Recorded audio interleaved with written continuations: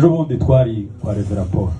Juzi twari wa Reverend Paul. Turasirimba izuya nashitse muhira ndoga kubera icyo. Netuzi na netuke wa. Twaragira ngo twari twishimiye kubera ko Isa wa Paul yapfuye. Uroza twari dusanye senti tata wa Paul yari afute. Twari twishimiye kuko mwijuru ari iwacu. Twari dusanye senti mukuru wafe. Cyaduteye kuzina wa munsi. Icyaturetera kuzina kuruna ko. N'uyu munsi nicyo kidutera kuzina. Nekakatsi cye kituretera kuzina.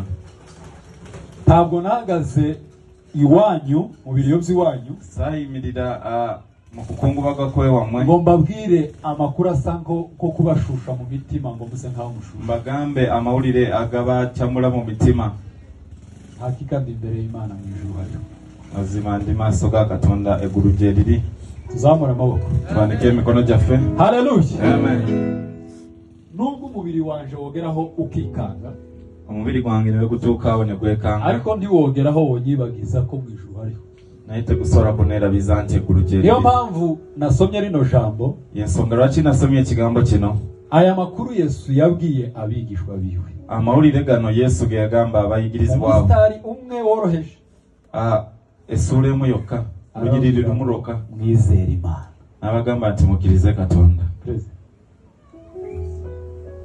ukunoreka kwizera Imana kubera ko madamu yagiye kwa Mana nyinzo kureka